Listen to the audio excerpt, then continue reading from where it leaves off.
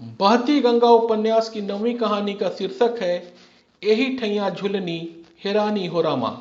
ये कहानी सीबीएसई पाठ्यक्रम के अंतर्गत कक्षा 10 में हिंदी की पाठ्य पुस्तक कृतिका भाग 2 में पूरे देश के विद्यार्थियों को पढ़ाई जाती है। कहानी शुरू होती है बनारस के भैरवनाथ मोहल्ले में रहने वाली गौनहारिन अर्थात नाचने गाने का पेशा करने वाली दुलारी, जिसकी उम्र लगभग 36 वर्ष के आसपास थी। भादो मास के तीज के अवसर पर दुलारी खुजवा बाजार में गाने गई थी। उसे गाने के शब्दों के माध्यम से सवाल जवाब करने की अद्भुत क्षमता प्राप्त थी। कजली गाने वाले बड़े बड़े विख्यात शायर दुलारी के सामने टिक नहीं पाते थे, इसीलिए दुलारी के सामने गाने में सभी घबराते थे। इसीलिए दुलारी को खुजवा वालों ने कजली दंगल में अपनी ओर से खड़ा करके अपने मोहल्ले की जीत पक्की कर ली थी। कजली दंगल बनारस के सांस्कृतिक परंपरा का प्राचीन धरोहर रहा है, जो आज भी बनारस में कहीं कहीं देखने को मिल जाता है, जिसमें दुक्कड़ यानी छोटे नगाड़े जैसे वाद्य यंत्र का प्रयोग किया जाता था। साथ में शहनाई बजाने वाले भी रहते थे और गाने वाले दो गुटों में आमने सामने बैठकर गाने के माध्यम से सवाल जवाब होता था और जो जवाब नहीं दे पाता था वो इस गायन प्रतियोगिता में हार जाता था। उस समय खुजवा में इसी प्रकार के गायन प्रतियोगिता का आयोजन किया गया था, जिसमें प्रतिद्वंदी गायन टीम बजरडीहा मोहल्ले की थी।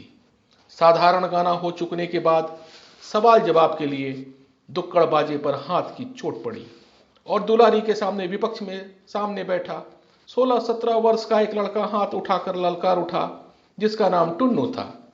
टुन्नू के ब्राह्मण पिता घाट पर बैठकर और यजमानी कार्य जैसे सत्यनारायण भगवान की कथा कहकर किसी तरह गरीबी में परिवार पाल रहे थे, परंतु पुत्र टुन्नू को आवारों की संगति में शायरी का चस्का लग गया था और उसने भैरो हेला यानी एक स्वीपर को अपना गुरु बनाया था और जल्दी ही सुंदर कजली रचना करने लगा था। टुन्नू साथ ही इस गायन विधा में सवाल जवाब में भी निपुण हो गया था, इसीलिए बजरडीहा वालों ने दुलारी के सामने टुन्नू को खड़ा किया था। बालक टुन्नू दुलारी की ओर इशारा करते हुए जोश में गाना शुरू किया। रनिया ले परमेश्वरी नोट, दर गोड़े से घेवर बुंदिया, दे माथी का मोती का बिंदिया और किनारी में सारी के टाक सुनहली गोट, रनिया ले परमेश्वरी नोट। अंग्रेजी शासन में 1000 के नोट को परमेश्वरी नोट कहा जाता था। टुन्नू के गाने का आशय था कि तुम्हारे जैसे लोग 1000 का नोट देकर बहुत से हमें मिल जाएंगे, जिनको हम घेवर बुंदिया खिलाकर, माथे पर मोती की बिंदिया लगाकर, गोटेदार साड़ी देकर अपने वश में करके अपनी रानी बना लेंगे।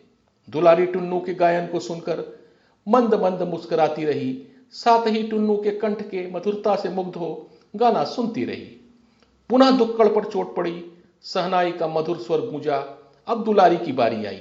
उसने टुन्नू के दुबले पतले गोरे चेहरे को भर आंख ध्यान से देखा और दुलारी के कंठ से छल छल करता हुआ स्वर फूट निकला। कोढ़ियल मुहवे ले बकोट, तोर बाप तक घाट गुरलन, कौड़ी कौड़ी जोड़ बटुरलन, तय सरबौला बोल, जिंदगी में कब देख ले नोट। कोढ़ियल मुहवे ले बकोट अर्थात तुझे लोग आदमी व्यर्थ समझते हैं, तू तो वास्तव में बगुला है। बगुले के पर जैसा ही तेरा शरीर का रंग है, वैसे तू बगुला भगत भी है। उसी की तरह तुझे भी हंस की चाल चलने की हौसला हुआ है, परंतु कभी न कभी तेरे गले में मछली का कांटा जरूर अटकेगा और उसी दिन तेरी कलई खुल जाएगी। इसके जवाब में टुन्नू ने गाया, जितना मन माने गरियाओ, ऐसे दिल का तपन बुझाओ, अपने मन का विधा सुनाई, हम डंके के चोट, रनिया ले परमेश्वरी नोट। अर्थात जितना गाली देते बने हमें दो, लेकिन हम तो अपने दिल की बात कह कर रहेंगे। टुन्नू के इस गायन पर दुलारी को अपने जागीर समझने वाले फेंकू सरदार लाठी लेकर टुन्नू को मारने के लिए दौड़ पड़े। दुलारी ने बीच में आकर टुन्नू को बचाया। यही दुलारी और टुन्नू का प्रथम परिचय था। उस दिन लोगों के बहुत कहने पर भी दोनों में से किसी ने भी आगे गाना स्वीकार नहीं किया और कार्यक्रम बदमजा होकर समाप्त हो गया। लेकिन टुन्नू के मन में दुलारी के प्रति निस्वार्थ प्रेम की ज्योति प्रस्फुटित कर गया और दूसरी ओर दुलारी ने भी अपने प्रति टुन्नू के हृदय की भावना को समझ लिया था, परंतु दुलारी ने उसे भावना की एक लहर मात्र माना था। टुन्नू दुलारी के घर जाने लगा। वह दुलारी के सामने घंटों बैठा रहता और दुलारी के पूछने पर भी अपने हृदय की कामना कभी प्रकट नहीं करता था। केवल चुपचाप दुलारी की बातें सुनता और धीरे से सूरज की छाया की तरफ खिसक जाता था। अपने यौवन के ढलान पर खड़ी दुलारी टुन्नू के इस उन्माद पर मन ही मन हंसती और कच्ची उम्र के बालक टुन्नू पर उसे करुणा आ जाती। दुलारी को अपने इस पतित बाजार युक्त रंडापा जीवन के अंधेरी दुनिया में 25 वर्ष लगातार बिताने के अनुभव के आधार पर यह समझते देर न लगी कि उसके शरीर के प्रति टुन्नू के मन में कोई लोभ नहीं है। जिस वस्तु पर टुन्नू मोहित है उसका संबंध शरीर से नहीं आत्मा से है। और दूसरी सच्चाई यह भी थी कि दुलारी की हृदय के किसी कोने में टुन्नू के प्रति प्रेम की छाया स्थापित हो चुकी थी। लेकिन दुलारी ने अपने मन के अंदर के इस सच्चाई को स्वीकार नहीं करना चाहती थी। वह इस सत्यता का सामना नहीं करना चाहती थी। वह घबरा उठी और विचारों के उलझन में उलझते हुए टुन्नू को अपने जीवन से दूर करने का चुनौतीपूर्ण एवं साहसिक निर्णय लिया, जो दुलारी के लिए अपने जीवन का सबसे कठिन कार्य था। और अंततः दुलारी ने टुन्नू से साफ कह दिया कि तुम मेरे घर मत आया करो। आज सुबह सवेरे रोज की तरह महाराष्ट्रीय महिलाओं की तरह धोती लपेटे दुलारी दनादन दंड लगाती जा रही थी। पसीने से लथपथ कसरत समाप्त करके दुलारी चारखाने के अंगोछे से अपना बदन पोंछकर पसीना सुखाया और आदमकद आईने के सामने खड़े होकर पहलवानों की तरह गर्व से अपनी भुजाओं की ओर मुग्ध दृष्टि फेरते हुए प्याज के टुकड़े और हरी मिर्च के साथ उसने कटोरी में भिगोए हुए चने चबाने आरंभ ही किए थे कि किसी ने बाहर दरवाजे की कुंडी खटखटाई। दुलारी ने जल्दी जल्दी धोती पहनी और अपने केस समेटकर बांध लिए और तब उसने दरवाजा खोल दिया। दरवाजे के बाहर टुन्नू खड़ा था। उसकी दृष्टि शर्मीली थी और उसके पतले होठों पर झेप भरी फीकी मुस्कुराहट बेहयापन से भरी अपनी आंखें टुन्नू की आंखों से मिलाती हुई दुलारी बोली, तुम फिर यहां आ गए? टुन्नू, मैंने तुम्हें यहां आने के लिए मना किया था ना। टुन्नू की मुस्कुराहट उसके ओंठों में ही विलीन हो गई। उसने गिरे मन से उत्तर दिया, साल भर का त्योहार है, इसीलिए मैंने सोचा कि। कहते हुए टुन्नू ने अपने हाथ में लिए साड़ी के बंडल को दुलारी के हाथ में दे दिया। दुलारी साड़ी के बंडल को अपने हाथों में लेकर देखने लगी। उसमें खद्दर की एक साड़ी लपेटी हुई थी। टुन्नू ने कहा, यह खास गांधी आश्रम की बनी हुई है। दुलारी क्रोधित होकर बोली, लेकिन इसे तुम मेरे पास क्यों लाए हो? टुन्नू ने डरते हुए सूखे गले से कहा, मैंने बताया न कि होली का त्योहार था। टुन्नू की बात काटते हुए दुलारी चिल्लाई, होली का त्योहार था तो तुम यहाँ क्यों आए हो? जलने के लिए तुम्हें और कहीं चिता नहीं मिली जो मेरे पास दौड़े चले आए? तुम मेरे मालिक हो या बेटे हो या भाई हो, कौन हो? खैरियत चाहते हो तो अपना यह कफन लेकर यहाँ से सीधे चले जाओ। और दुलारी तिरस्कार करते हुए साड़ी को टुन्नू के पैरों के पास फेंक देती है। टुन्नू की काजल लगी बड़ी बड़ी आंखों में अपमान के कारण आंसू भर आए। उसने सर झुकाए हुए रूथे कंठ से कहा, मैं तुमसे कुछ मांगता तो हूं नहीं। देखो, पत्थर की देवी तक अपने भक्त द्वारा दी हुई भेंट नहीं ठुकराती। तुम तो हाड़ मांस की बनी हो। टुन्नू की इस बात को सुनकर दुलारी तेज आवाज में बोल पड़ती है, हाड़ मांस की बनी हूं तभी तो कुत्तों के मारे नाको दम हो रहा है। टुन्नू ने दुलारी की इस बात का जवाब नहीं दिया। उसकी आंखों से काजल से सने आंसुओं की बूंदें नीचे सामने पड़ी धोती पर टप टप टपक रही थीं। दुलारी लगातार बोलती चली जा रही थी कि अभी तुम्हारे दूध के दांत भी नहीं टूटे और मजनूपन सिर पर सवार हो गया। तुम्हारे बाप दिन भर गंगा घाट पर बैठकर एक एक रुपया जुटाकर घर चलाता है और बेटा आशिकी के घोड़े पर सवार सरपट दौड़ रहा है। तुम्हारे ही भले के लिए कहती हूं, यह गली तुम जैसों के लिए नहीं है। और फिर आशिक भी होने चले तो मुझ पर, जो शायद तुम्हारी मां से भी उम्र में बरस भर पड़ी है। टुन्नू पत्थर की मूर्ति बना हुआ दुलारी का भाषण सुनकर इतना ही कहा कि मन पर किसी का बस नहीं होता। वह रूप या उम्र का मोहताज नहीं होता। इतनी बात दुलारी से कहकर टुन्नू कोठरी से बाहर निकलकर धीरे धीरे सीढ़ियां उतरने लगा। दुलारी भी खड़ी खड़ी उसे देखती रही। दुलारी के आंखों से आंसू छलक पड़े थे। उसने भूमि पर पड़ी धोती उठाई। उस पर काजल से सने हुए आंसुओं के धब्बे पड़ गए थे। दुलारी ने एक बार गली में जाते हुए टुन्नू की ओर देखा और फिर उस स्वच्छ धोती पर पड़े टुन्नू के आंसुओं के धब्बे को बार बार चूमने लगी। टुन्नू के चले जाने के बाद जब दुलारी का मन कुछ शांत हुआ तो उसे सहसा ध्यान आया कि आज टुन्नू की वेशभूषा में भारी अंतर था। आज टुन्नू को खद्दर का कुर्ता और गांधी टोपी लगाए हुए देखकर दुलारी ने टुन्नू से उसका कारण पूछना चाहा था, परंतु उसका अवसर ही नहीं आ पाया था। दुलारी ने दुखी मन से धीरे धीरे जाकर अपने कपड़ों का संदूक खोला और उसमें बड़े करीने से संभाल कर टुन्नू द्वारा दी गई साड़ी सब कपड़ों के नीचे दबाकर रख दी। आज दुलारी ने टुन्नू के साथ जो व्यवहार किया था वो बनावटी था। दुलारी चाहती थी कि टुन्नू उससे सदा के लिए दूर हो जाए। विचारों की उलझन के साथ दुलारी ने चूल्हा जलाया और रसोई की व्यवस्था में जुट गई। त्यों ही फेकू सरदार ने उसकी कोठरी में प्रवेश किया।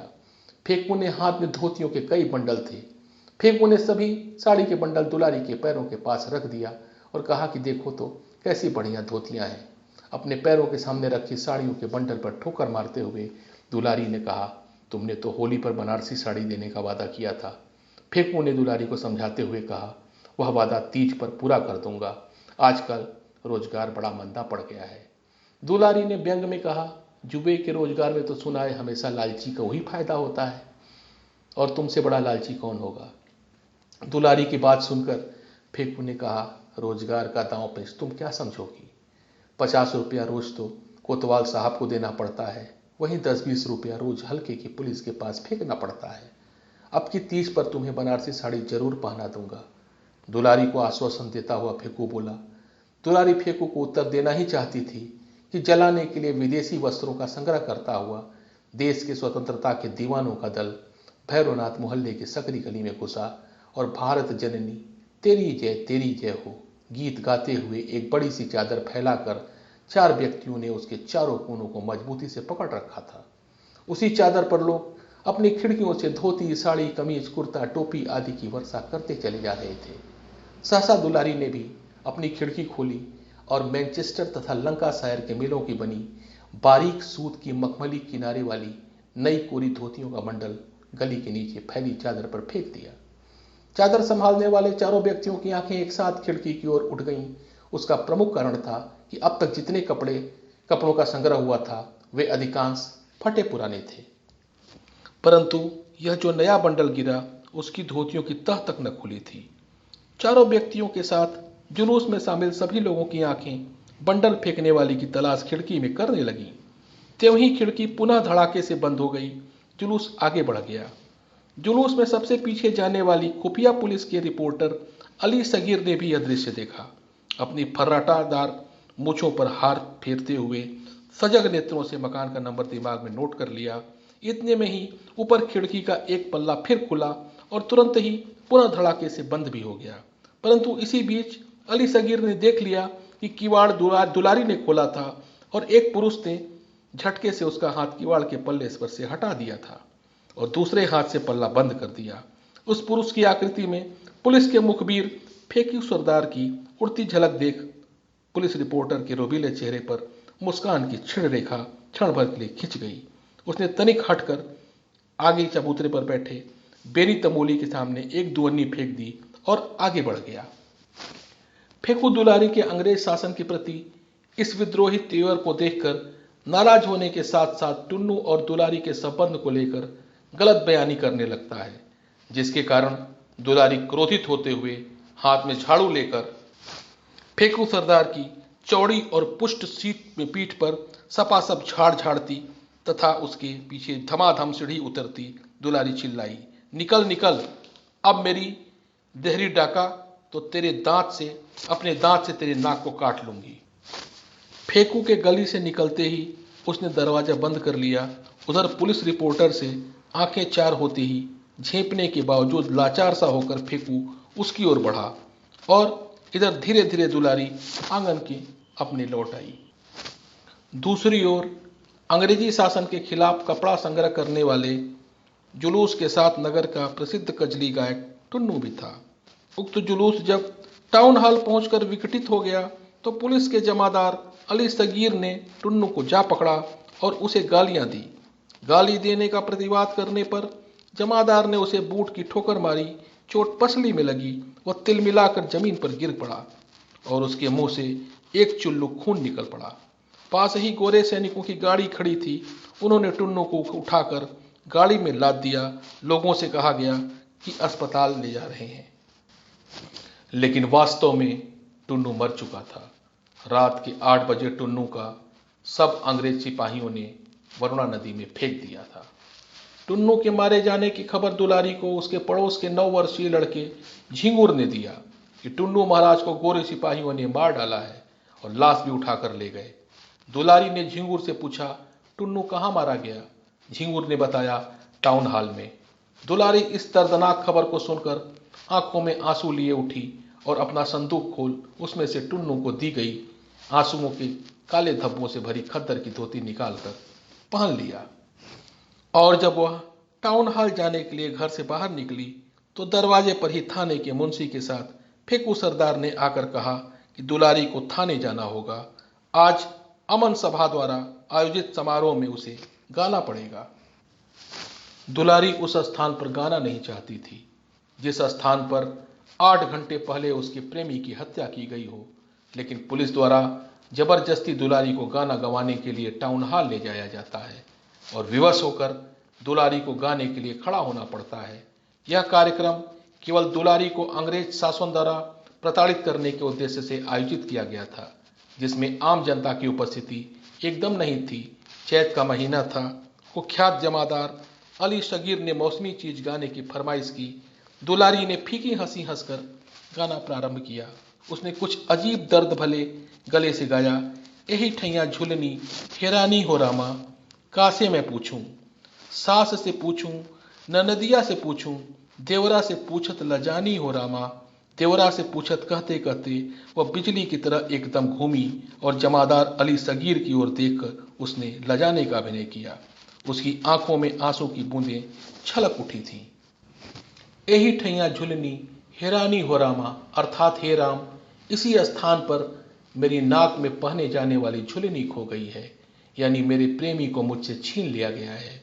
और इस प्रकार भारतीय स्वतंत्रता संग्राम के इन गुमनाम प्रेमियों की कहानी का अंत हो जाता है। बहती गंगा उपन्यास की 10वीं कहानी का शीर्षक राम काज छन भंगु शरीरा की प्रस्तुतिकरण अगले अंक में आप सबके साथ साझा करूंगा। धन्यवाद, नमस्कार।